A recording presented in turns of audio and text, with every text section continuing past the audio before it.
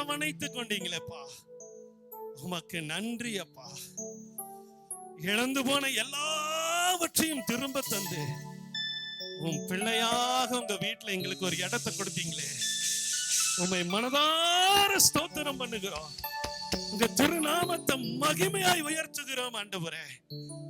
உங்க துதியை சொல்லும்படிக்கு எங்க உதடுகளை திறந்தீங்களே, சாபங்களை கூறிக்கொண்டிருந்த வாயை ஆண்டவரே உம்முடைய துதியை சொல்லுகிற உதடுகளாய் மாற்றி இருக்கிறீங்களே, ஆசீர்வாதங்களை கூறுகிற உதடுகளாக மாற்றி இருக்கிறீரே, ஆறுதலை உண்டு பண்ணுகிற வார்த்தைகளை பேசுகிற உதடுகளாக அப்பா நீங்க மாற்றி இருக்கிறீங்க. ஹல்லேலூயா.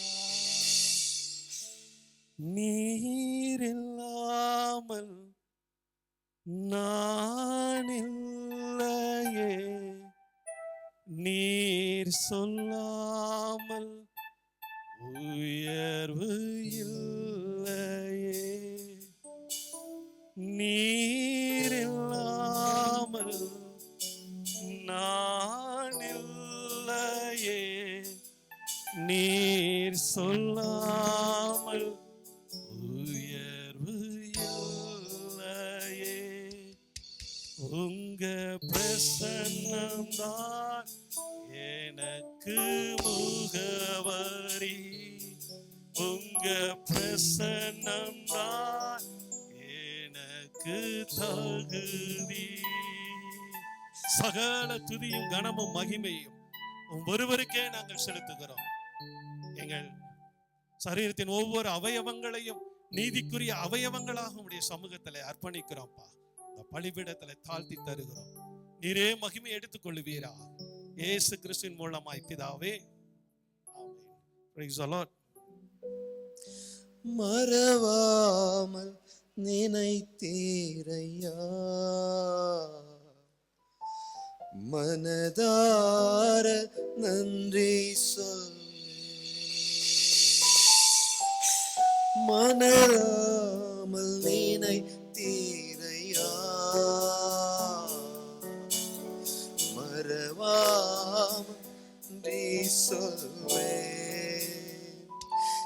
இரவும் பகலும் என்னை நினைத்து இதுவரை உதவினீரே. இரவும் பகலும் என்னை நினைத்து இதுவரை நடத்தினீரே. நன்றி நன்றி ஐயா,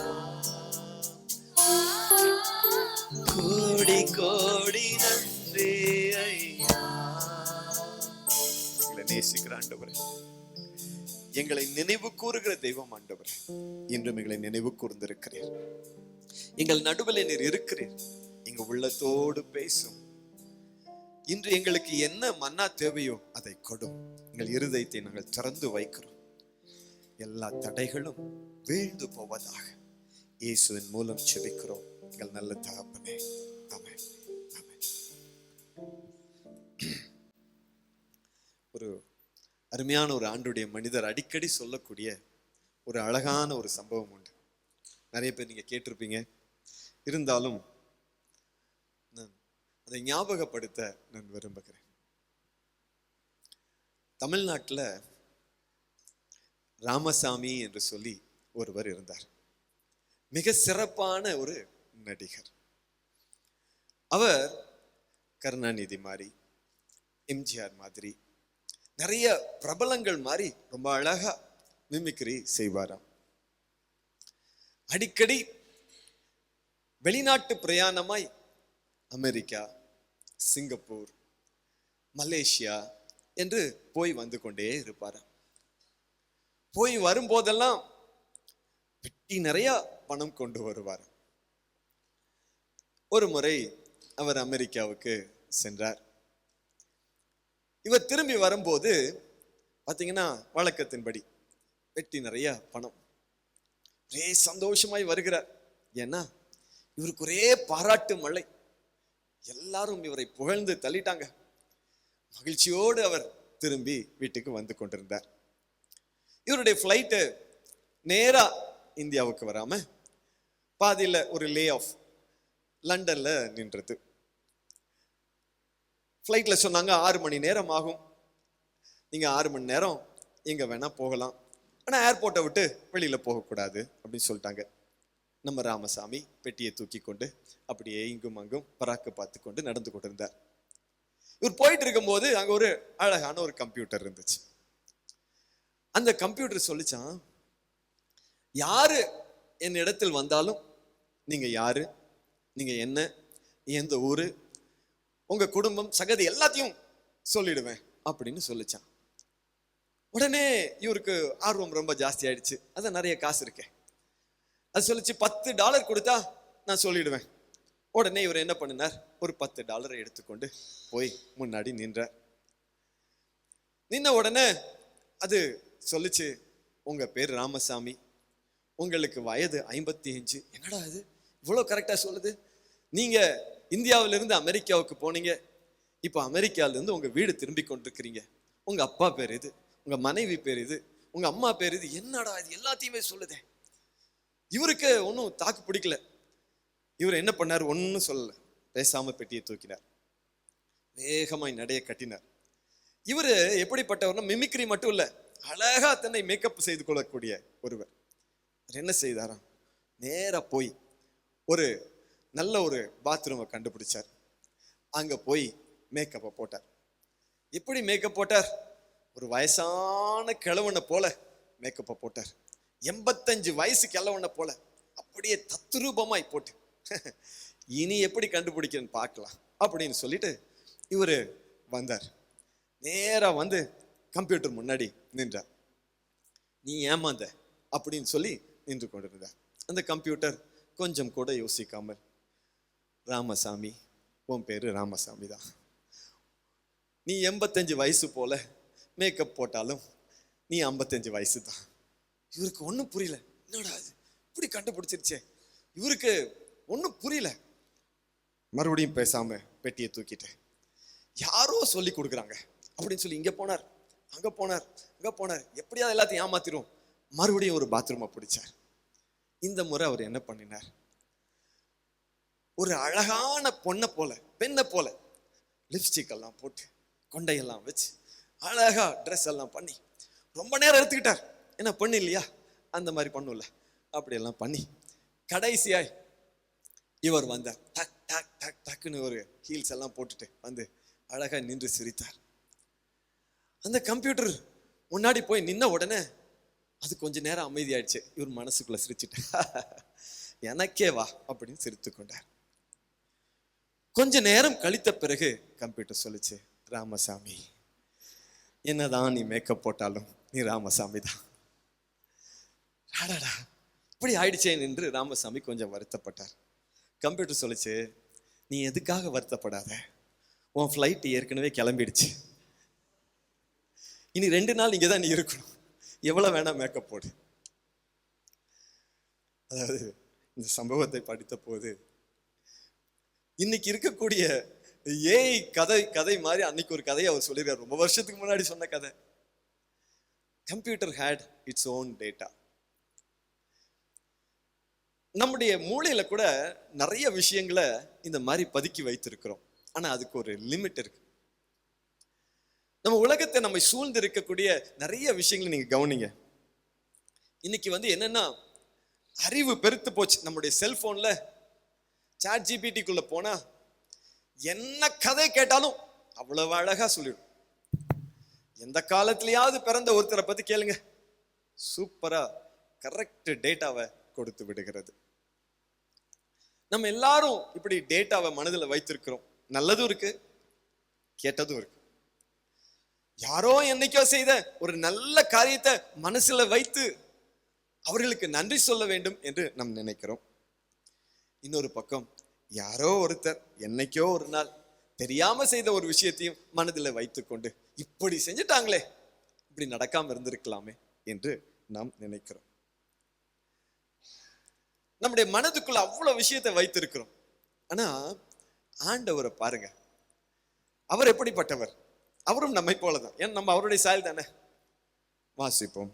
ஏசாயா 44 அதிகாரம் 21வது வசனம். யாக்கோபே, யாக்கோபே, இஸ்ரவேலே, இஸ்ரவேலே, இவற்றை நீ நினைவிற்கொள்வாய். நீ என் ஊழியன், நீ என் ஊழியன். ஆண்டவர் சொல்றாரு, நீ என்னுடைய பணியாளன், இதை என்னுடைய மனதில் வைத்திருக்கிறேன். நான் உன்னை உருவாக்கினேன், நான் உன்னை உருவாக்கினேன், நீதான் என் அடியவன், நீதான் என் அடியவன். இஸ்ரவேலே, இஸ்ரவேலே, நான் உன்னை மறக்க மாட்டேன், நான் உன்னை மறக்க மாட்டேன். அந்த கம்ப்யூட்டர் ராமசாமி எந்த எந்த கோணத்துல வந்தாலும் மறக்கலைங்க. ஆண்டவர் ஆகிய கடவுளும் நம்ம எந்த சூழ்நிலையில வந்தாலும், நம்ம எவ்வளவு கஷ்டத்துல வந்திருந்தாலும், எவ்வளவு வேதனையில வந்திருந்தாலும், ஒருவேளை பாவத்துல விளண்டு வந்திருந்தாலும், அவர் சொல்லுகிறார், நான் உன்னை மறக்கவில்லை, என்னுடைய மனதில உன்னை குறித்து வைத்திருக்கிறேன், நீ என்னுடைய அடியவன். Price the Lord. இன்னைக்கு நம்ம ஒவ்வொருவரையும் பார்த்து ஆண்டவர் ஆகிய இயேசு சொல்லுகிறார், நீ செய்த நல்ல விஷயங்களை நான் மறக்கவில்லை, நீ என்னுடைய சமூகத்திலே காத்திருந்தாய் அல்லவா, அதை நான் மறக்கவில்லை, நீ நன்மை செய்தாய் அல்லவா, அதை நான் மறக்கவில்லை, நீ எனக்காக செய்த ஊழியங்களை நான் மறக்கவில்லை, பல சமயங்களில் எனக்காக நீ பொறுத்து கொண்டாய், பலர் பேசின போது நீ பொறுத்து கொண்டாய், நான் அதை மறக்கவில்லை, எனக்காக நீ பொறுமையோடு காத்து கொண்டிருக்கிறாய், நான் அதை மறக்கவில்லை. ஆண்டவர் எப்படிப்பட்டவர் பாருங்க. தொடக்க நூல் 15ஆம் அதிகாரம் 13வது வசனம் என்ன சொல்லுகிறது கேளுங்களேன். ஆண்டவர் ஆபிராமிடம், நீ உறுதியாக தெரிந்து கொள்ள வேண்டியது, உன் வழிமரபினர் வேறொரு நாட்டிற்கு பிழைக்கச் செல்வர், அங்கே அவர்கள் 400 ஆண்டுகள் அடிமைகளாக கொடுமைப்படுத்தப்படுவர். யாருக்கிட்ட சொல்றாரு? ஆபிரகாம் கிட்ட சொல்றாருங்க. அப்பதாங்க அவருடைய ஜெனரேஷனே ஆரம்பிக்குது.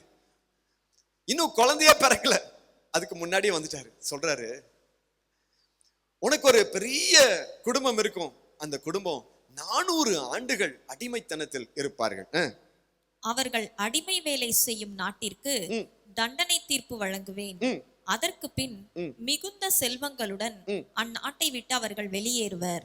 அந்நாட்டை விட்டு அவர்கள் வெளியேறுவர் சொல்லி எவ்வளவு வருஷங்களுக்கு முன்னாடி சொல்றார். பல 100 வருஷங்களுக்கு முன்பாய் சொன்ன இந்த கூற்று அப்படியே நடக்கிறது. அதாவது நம்ம ஆபிரகாமுக்கு அப்புறம் ஈசாக்கு வந்தாரு, ஈசாக்கை தொடர்ந்து யாக்கோபு ஏசா வந்தாங்க, அதுக்கப்புறம் நம்ம யோசேப்பு குடும்பங்கள் எல்லாம் வந்துச்சு. எல்லாம் கடந்த பிறகும் ஆண்டவர் அதையெல்லாம் மறக்கல. அவர் சொன்னதை தன் நினைவிலேயே வைத்துக் கொண்டிருந்தார். இன்னொரு அருமையான சம்பவத்தை சொல்லணும்னா, எரேமியாவின் நாட்களில் எரேமியா 25:11-12 என்ன சொல்லுகிறது பாருங்களேன். இந்நாடு முற்றிலும் அழிந்து பாழ் நிலமாகும், சுற்றியுள்ள நாடுகளும் 70 ஆண்டளவாய் பாபிலோனிய மன்னனுக்கு அடிமையாகும். இப்ப அப்படி ஒண்ணு நடக்காத காலத்துல, அப்படி ஒரு சூழ்நிலை இல்லாத காலத்துல ஆண்டவர் எரேமியா வழியாக பேசுகிறார். நேபுகத்நேசர் எருசலேமை பிடித்து கொண்டு போவான், ஆனால் 70 ஆண்டுகள் கழித்த பிறகு நான் நிச்சயமாய் காப்பாற்றுவேன், அவர்களை அங்கிருந்து கொண்டு வருவேன் அடிமைத்தனத்தில் இருந்து என்று சொல்லி வாக்கு கொடுக்கிறார். ஆண்டவர் மறக்கலைங்க. 70 ஆண்டுகள் முடியுது, ஒரு ஜெனரேஷனே முடிஞ்சிருச்சு, அதை நினைவில் வைத்து அப்படியே செய்கிறார். இதில் எல்லாத்துலயும் மிகச் சிறப்பு என்ன அப்படின்னு சொன்னா, ஆண்டவர் ஆகிய இயேசு கிறிஸ்து இந்த பூமியில் இருக்கிற நாட்களில் என்ன சொல்கிறார் பாருங்க. மத்தேயு 24வது அதிகாரம் 1-2 ஆகிய வசனங்கள். இயேசு கோவிலை விட்டு வெளியே சென்று கொண்டிருந்த போது அவருடைய சீடர்கள் கோவில் கட்டடங்களை அவருக்கு காட்ட அவரை அணுகி வந்தார்கள். அவர் அவர்களை பார்த்து, இவற்றையெல்லாம் பார்க்கிறீர்கள் அல்லவா, இங்கே கற்கள் ஒன்றின் மேல் ஒன்று இராதபடி, எருசலேம் ஆலயத்தை குறித்து சொல்லுகிறார், கற்கள் ஒன்றின் மேல் ஒன்று இராதபடி எல்லாம் இடிக்கப்படும், எல்லாம் இடிக்கப்படும் என உறுதியாக உங்களுக்கு சொல்கிறேன் என்றார். ஆமா, இது ஆண்டவராகிய இயேசு கிறிஸ்துவின் நாட்கள்ல சொல்லுகிறார். இயேசுவின் மறைவுக்கு பிறகு 70 ஆண்டுகள் முடிகிறது. டைட்டஸ் ரோமாபுரியில் இருந்து வருகிறார். அதே போல நடக்கிறது. ஒரு கல்லின் மேல் இன்னொரு கல் இராதபடி அது இடிக்கப்படுகிறது.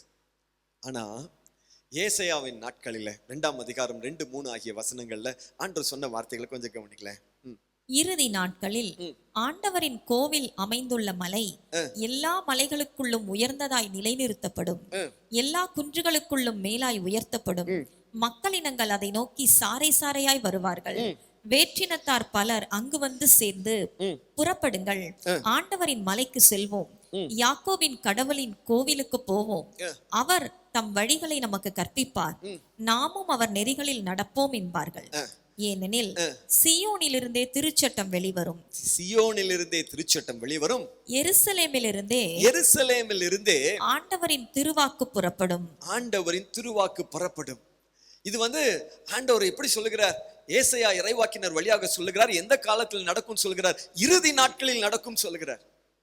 ஆனா இயேசுவின் நாட்களுக்கு பிறகு அந்த இடத்துல ஆலயம் இல்லாதபடி, எருசலேம் இல்லாதபடி, இஸ்ரேல் என்கிற நாடே இல்லாதபடி மாறி போச்சு. நாட்கள் உருண்டோடுகிறது. 1948 வருஷம் வருகிறது. மறுபடியும் அந்த இடத்துல எருசலேம் உருவாகிறது. எனக்கு என்ன ஆச்சரியம்னா, ஏறக்குறைய 1800 ஆண்டுகள் கடந்துருச்சுங்க. ஜெனரேஷன் ஆஃப்டர் ஜெனரேஷன் எல்லாரும் மறந்து போயிட்டாங்க. ஆனா பாருங்க, அவருடைய மனதுக்குள்ள வைத்திருக்கிறார் எருசலேம் மறுபடியும் உருவாக்கப்பட வேண்டும் என்று. அதே போல அந்த இடத்துல 1800 ஆண்டுகள் கழித்த பிறகு அந்த இடத்துல எருசலேமை உருவாக்குகிறார். அந்த இஸ்ராயலை உருவாக்குகிறார் 1968 என்று நினைக்கிறேன். அப்ப மறுபடியும் எருசலேம் அவருடைய கரத்துக்கு வருகிறது. மனிதர்கள் மறக்கலாம், அவர் மறப்பதில்லை. இப்ப நம்ம யோசிச்சு பார்ப்போம். நம்மை குறித்து ஆண்டவர் ஏதோ ஒரு திட்டத்தை வைத்திருக்கிறாருங்க. இந்த திட்டத்தை எப்படி மறப்பார் அவர்? அல்லேலூயா. நம்மை குறித்து ஆண்டவர் வாக்கு பண்ணியிருக்கிறாருங்க. எப்படிங்க மறப்பார்? எவ்வளவு துல்லியமாய் நமக்கு வாக்கு கொடுக்கிறார். அந்த கொடுத்த வாக்கு நிறைவேற வேண்டும் என்று அவருடைய சிந்தையில் அதை இருத்தி வைத்திருக்கிறார். நம்மை உயர்த்த வேண்டும் என்பது அவருடைய திட்டம். நம்மை மேன்மைப்படுத்த வேண்டும் என்பது அவருடைய திட்டம். நம்மை அவருக்காக பயன்படுத்தப்பட வேண்டும் என்பது அவருக்கு திட்டம். நம் நலத்தோடு இருக்க வேண்டும், கண்மலையின் மேல் நிற்க வேண்டும் என்பது அவருடைய திட்டம். அந்த திட்டம் நிச்சயமாக நிறைவேறும். ஆமென். அல்லேலூயா.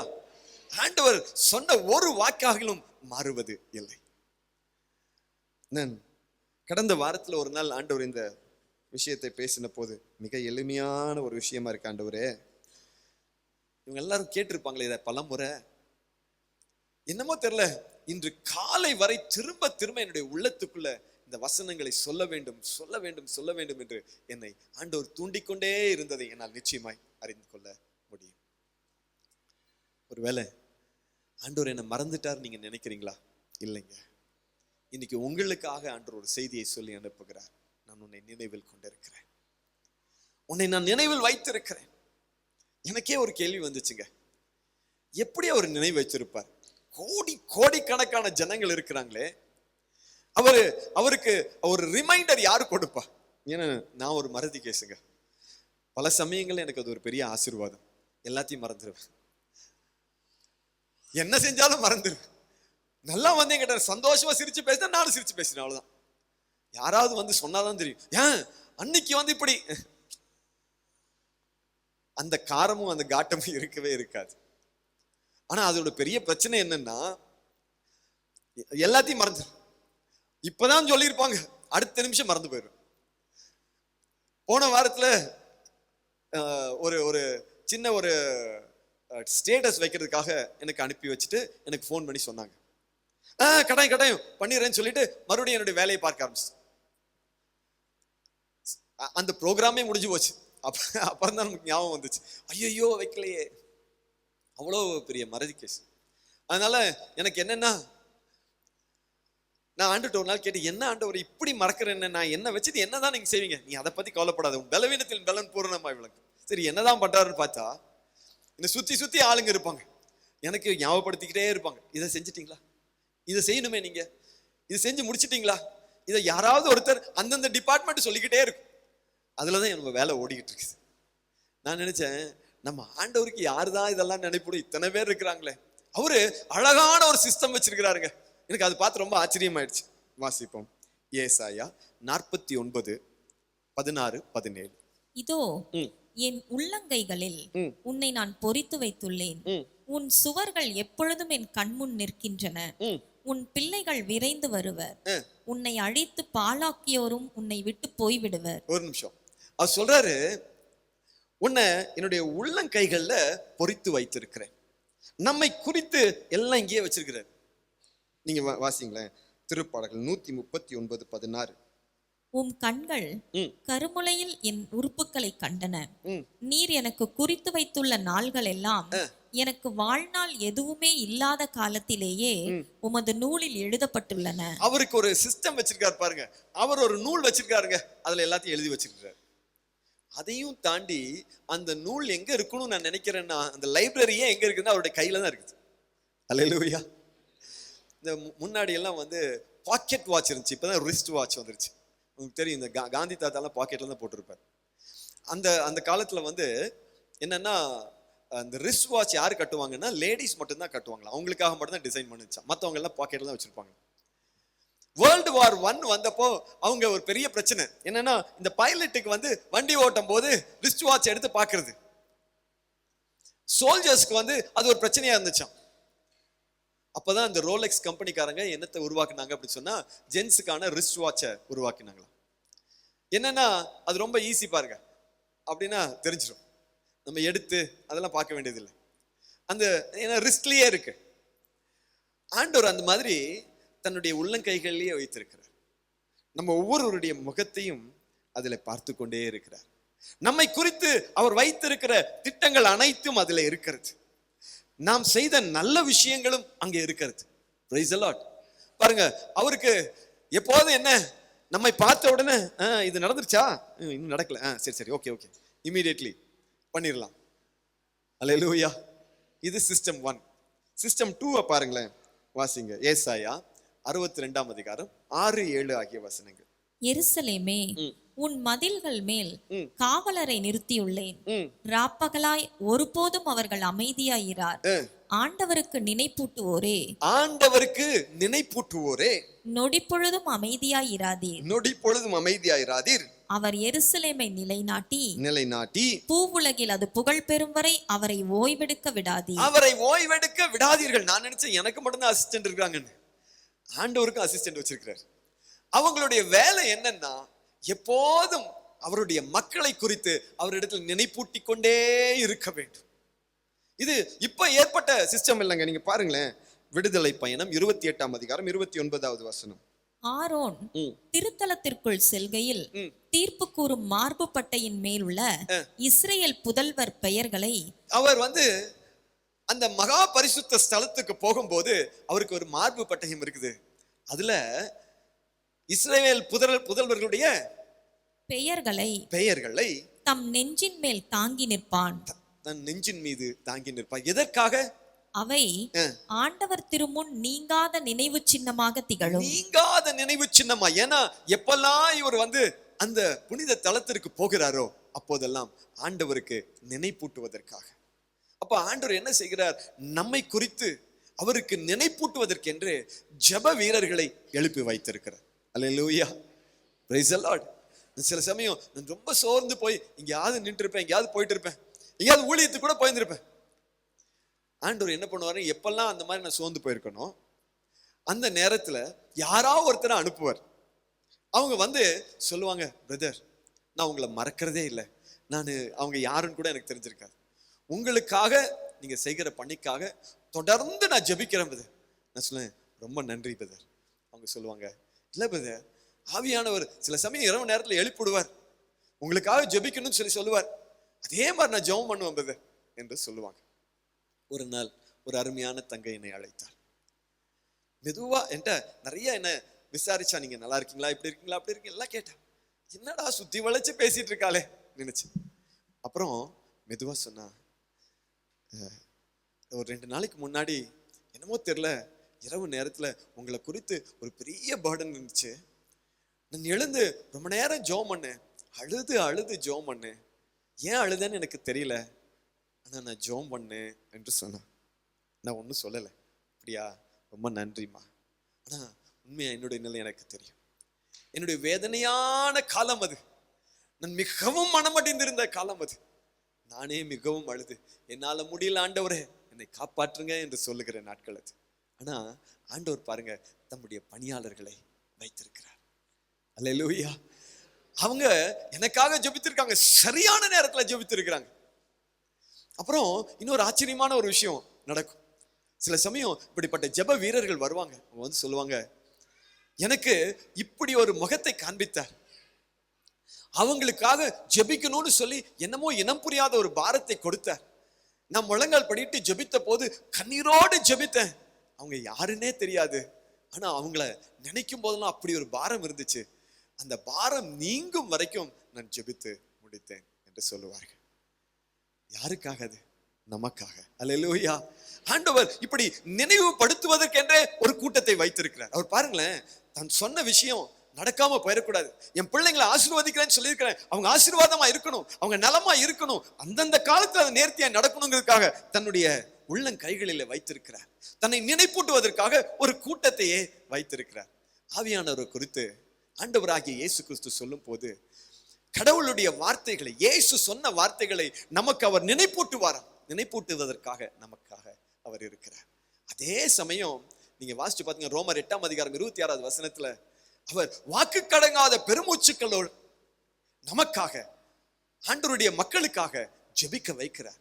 இந்த ஆவியானவர் என்ன செய்கிறார்? தந்தையாம் கடவுளிடத்துல இயேசுவின் வழியாக நினைப்பூட்டும் பணியை செய்து கொண்டே தான் இருக்கிறார். உங்களுக்காக இந்த ஆவியானவர் ஜெபித்து கொண்டே இருக்கிறார். அல்லேலூயா. யாரையோ வைத்து ஜெபிக்கிறாருங்க. கஷ்டமான காலம் வந்துச்சு, துன்பமான நேரம் வந்துச்சு, எனக்கு ஏன் இது இப்படி வந்துருச்சு, இந்த நேரத்துல யாரும் என்ன கவனிக்கலையே, கவலைப்படாதீங்க. என் ஆண்டவர் சொல்லுகிறார், அந்த நேரங்களில் எல்லாம் நான் உனக்காக என்னுடைய பிள்ளைகளை வைத்து நான் ஜெபித்திருக்கிறேன். ஒரு சில காரியங்கள் நடக்கலையே, நடக்குமா நடக்காதா, என்னுடைய பலவீனத்தின் நிமித்தம் நடக்காம போயிடுச்சா, நான் காலங்களை நான் விரயமாக்கி விட்டேனா, நீங்க கேட்கறீங்கல்ல, கவலைப்படாதீங்க. ஆண்டவர் சொல்லுகிறார், அவர் மறக்கவில்லை, உங்களுக்கு கொடுத்த வாக்கை அவர் மறக்கவில்லை, ஒன்றாகிலும் கீழே விழுந்து போவதில்லை, நிச்சயமாய் நடக்கும் என்று சொல்லுகிறார். ஒருவேளை நீங்க சொல்லலாம், ஐயோ நான் பாவி, அதற்கு எனக்கு தகுதி இல்லை. உன்னை தகுதிப்படுத்துகிறவர் நான் தான் என்று உரிமையோடு சொல்லக்கூடிய நமக்காக ரத்தம் சிந்தின இயேசு அவர். அல்லேலூயா. மூன்றாவது ஒரே ஒரு காரியத்தை நான் சொல்லிட்டு நம்ம எல்லாரும் சேர்ந்து ஜெபிப்போம். விடுதலை பயணம் 3ஆம் அதிகாரம் 7, 8 ஆகிய வசனங்கள். அப்போது ஆண்டவர் கூறியது, எகிப்தில் என் மக்கள் படும் துன்பத்தை என் கண்களால் கண்டேன், அடிமை வேலை வாங்கும் அதிகாரிகளை முன்னிட்டு அவர்கள் எழுப்பும் குரலையும் கேட்டேன், ஆம் அவர்களின் துயரங்களை நான் அறிவேன். எனவே எகிப்தியரின் பிடியிலிருந்து அவர்களை விடுவிக்கவும் அந்நாட்டிலிருந்து பாலும் தேனும் பொழியும் நல்ல பரந்ததோர் நாட்டிற்கு, அதாவது கானானியர், இத்தியர், எமோரியர், பெரிசியர், இவ்வியர், எபூசியர் வாழும் நாட்டிற்கு அவர்களை நடத்தி செல்லவும் இறங்கி வந்துள்ளேன். அவர்களை நடத்தி செல்ல நான் இறங்கி வந்தேன். எப்போது? அவர்களுக்குள்ள இருந்த அந்த துன்பம் பெருகின போது, அந்த துன்பம் பெருகி இதுக்கு மேல தாங்க முடியாதுங்கிற நிலை வந்த போது அவர் இறங்கி வந்து விட்டார். ஆண்டவராகிய இயேசு கிறிஸ்து இந்த பூமியில் இருந்த நாட்களிலே யோவான் 14ஆம் அதிகாரத்துல சொல்லுகிறார், நான் உங்களை திக்கற்றவர்களாய் விட நான் உங்களிடம் வருவேன் என்று சொன்னார். எப்போது வருவேன் என்று சொன்னார்? நீங்க மத்தேயு 24ஆம் அதிகாரம், லூகாஸ் 21ஆம் அதிகாரம், மார்க் 13ஆம் அதிகாரம் இதில் வாசிச்சு பார்த்தா அவர் கடைசி காலங்கள் எப்படி இருக்கும் என்பதை சொல்லுகிறார். மகா உபத்திரவத்தின் காலம் வரும், அதை தொடர்ந்து நான் வருவேன். எப்படி? ஒரு தாயார் குழந்தையை தன் வயிற்றிலே சுமந்து 10 மாதம் காத்திருக்கிறாங்க. 10 மாதத்துக்கு பிறகு அவங்களுக்கு ஒரு கொடிதான ஒரு வலி வரும். அந்த வலி வரும் போது குழந்தை பெற்றெடுக்கப்படுகிறது. அந்த மாதிரி ஆண்டவர் சொல்றாரு, அவருக்கு ஒரு நேரம் இருக்குதான். அந்த நேரம் எப்போ வருமா? சில உபத்திரவங்கள், அந்த உபத்திரவத்தின் பெருக்கம் அது எப்ப நிறைவடைகிறது, நம்மால முடியல அப்படிங்கிற ஒரு சூழ்நிலை வரும்போது ஆண்டவர் சொல்லுவார், போதும், இது போதும், அவ்வளவுதான், என்னுடைய வேலை வந்து விட்டது என்று சொல்லி அவர் வந்து விடுகிறார். அவருக்கு 3 கடிகாரத்தை வைத்திருக்காருங்க. 1 உள்ளங்கைகள்ல நம்மை குறித்து எழுதி வைத்திருக்கிறார், ஒவ்வொருவரை குறித்தும் அவர் எழுதி வைத்திருக்கிறார். 2வது, அவர் தன்னுடைய பிள்ளைகளை வைத்திருக்கிறார், தன்னுடைய ஊழியர்களை வைத்திருக்கிறார், ஆவினால நிறைந்த மனிதர்களை வைத்திருக்கிறார். அவர்கள் எப்போதும் ஆண்டவருக்கு நினைப்பூட்டிக் கொண்டே இருக்கிறார்கள், உங்களை குறித்து அவர்கள் நினைப்பூட்டிக் கொண்டே இருக்கிறார்கள். 3வது, நான் வேதனையில் இருக்கிறேன், கஷ்டத்தில் இருக்கிறேன், ஏன் எனக்கு இப்படி என்று நீங்க கலங்குகிறீங்களா? நேரம் வந்துருச்சு, நேரம் வந்துருச்சு. ஆண்டவர் ஒரு அற்புதத்தை செய்ய போகிறார். அவர் உங்களை மறக்கவில்லை. அல்லேலூயா. அவர் உங்களை நினைவில் வைத்திருக்கிறார். அல்லேலூயா. உங்களுக்கு கொடுத்த வாக்கை அவர் நினைவில் கொண்டு இருக்கிறார். அல்லேலூயா. ஏற்ற காலத்தில் அதை நிறைவு செய்வார். ஒரே ஒரு சிறு எளிமையான ஒரு செய்தி, அவர் உங்களை மறக்கவில்லை. இந்த நினைவுகளோடு நம்ம எல்லாரும் சேர்ந்து, உங்களுக்கு தெரிந்த பாடல் தான், நம்ம எல்லாம் இணைந்து பாடுவோமா?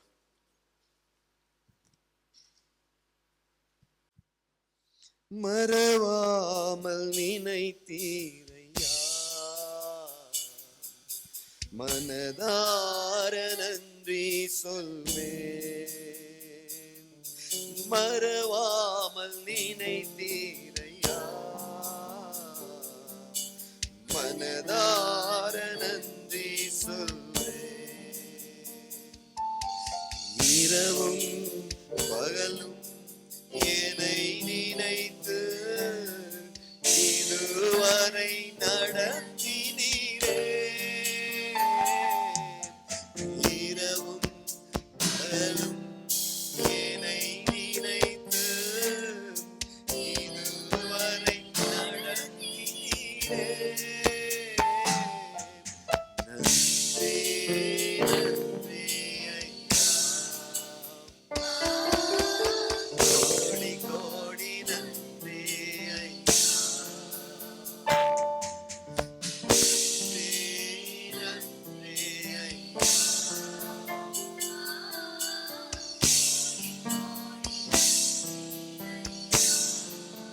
நம்ம அப்படியே எழுந்து நின்று கொள்வோமா? நன்றி ஐயா, கோடி கோடி நன்றி ஐயா. என் ராஜாவுடைய பிரசன்னம் இந்த இடத்தில் வந்திருக்கிறது. ஏனோ தெரியவில்லை, அவர் மிகுந்த மனதுருக்கத்தோடு உங்கள் நடுவில் நின்று கொண்டிருக்கிறார். அவருடைய பிரசன்னம் இங்கு உண்டு. அவர் உங்களை விசாரிக்க வந்திருக்கிறார். உங்களோடு கூட பேசுவதற்காக வந்திருக்கிறார். உங்கள் உள்ளத்திற்கு ஒரு நல்ல விஷயத்தை சொல்ல வந்திருக்கிறார். நான் உன்னை மறந்து விடவில்லை. உன்னை என்னுடைய உள்ளங்கைகளில் வரைந்து வைத்திருக்கிறேன். உன்னை குறித்து நினைப்பூட்டுவதற்காக நான் ஏராளமானோரை வைத்திருக்கிறேன். உபத்திரவத்தை நான் கண்டுவிட்டேன். இதோ நான் வருகிறேன். மறவாமல் நினைத்தீரையா,